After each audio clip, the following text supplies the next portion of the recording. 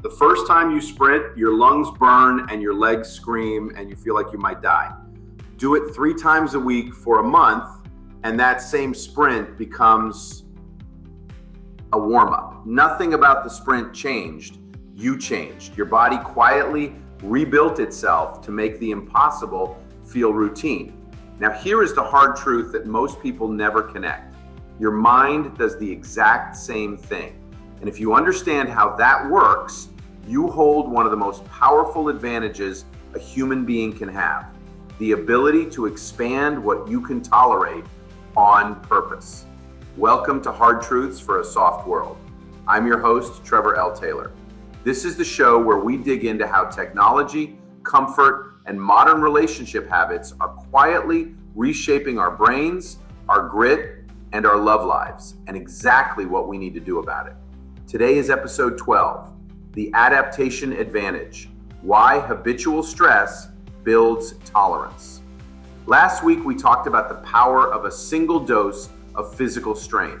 Today, we talk about what happens when you make it a habit and why that habit rewires you for calm.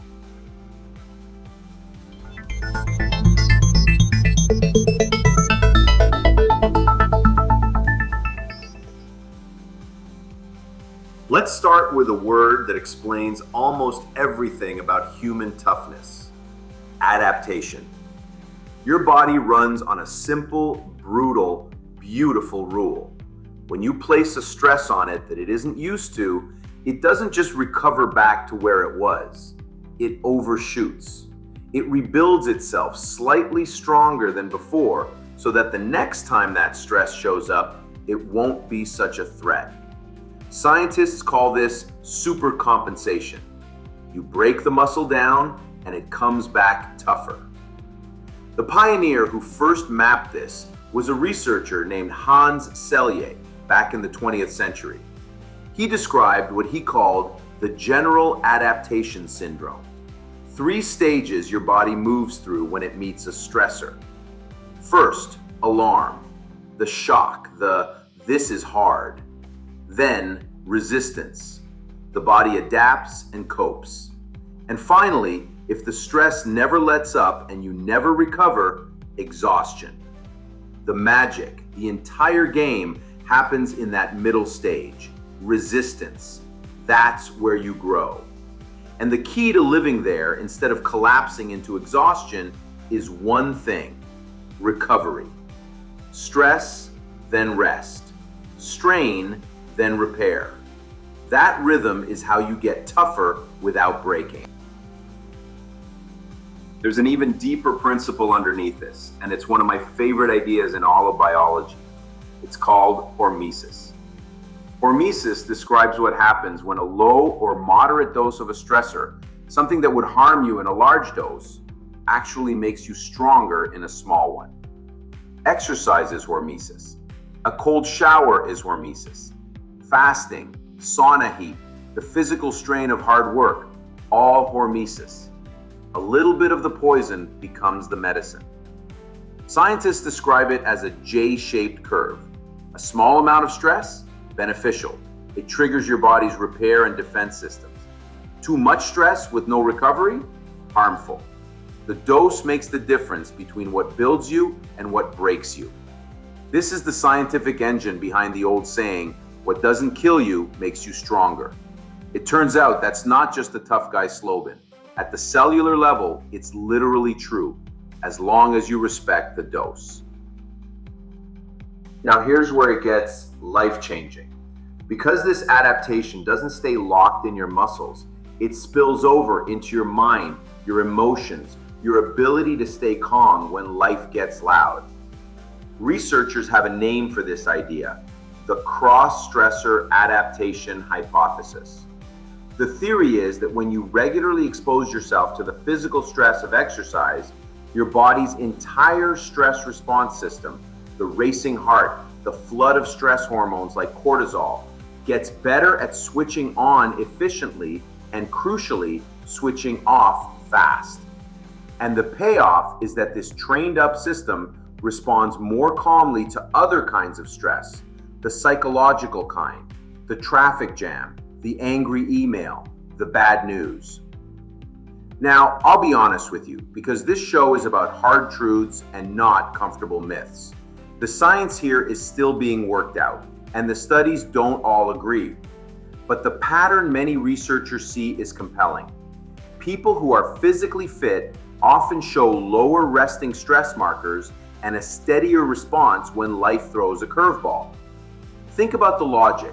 If you spend 3 days a week voluntarily making your heart pound and your body uncomfortable, a stressful meeting just doesn't register as such a big deal anymore.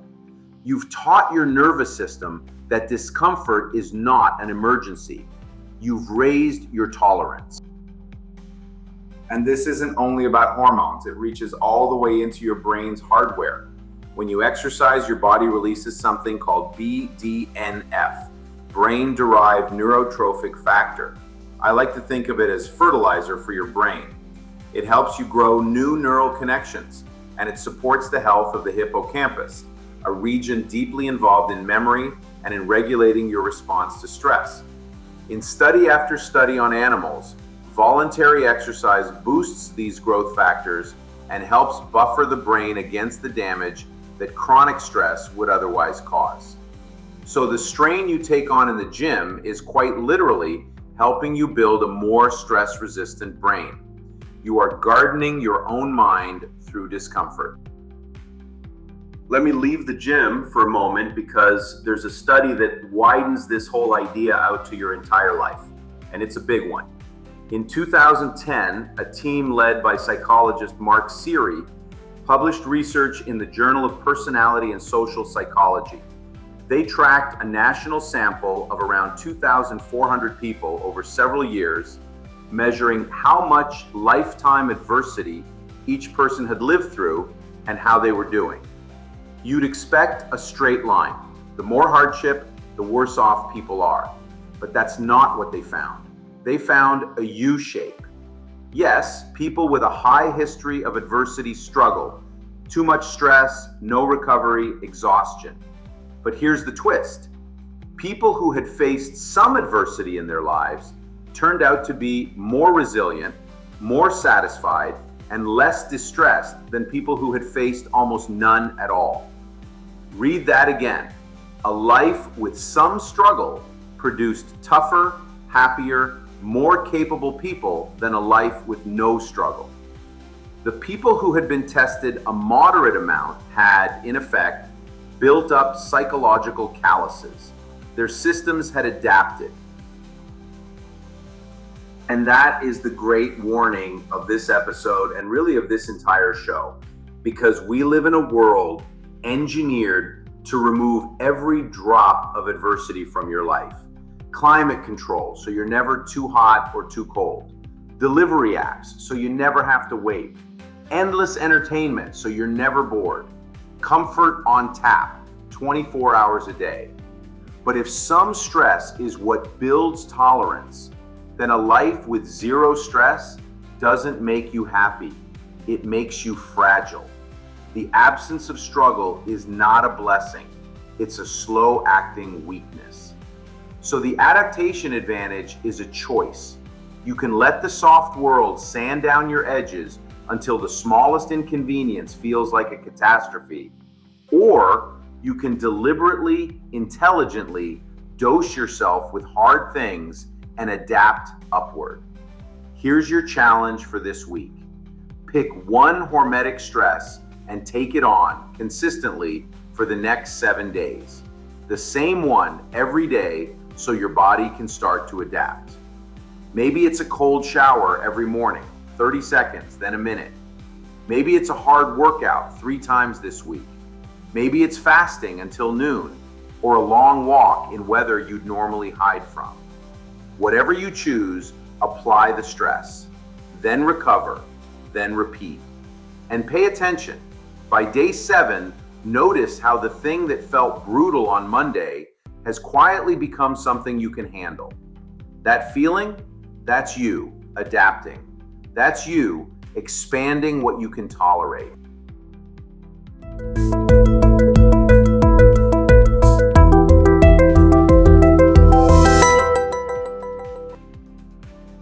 Next week, we're going to name the enemy directly.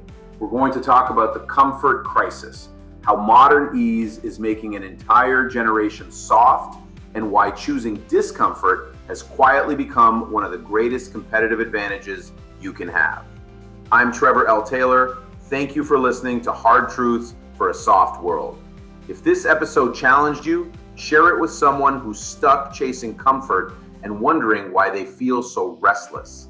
This might be the reframe they need. Until next time, stay gritty, stay curious, and keep doing the hard things.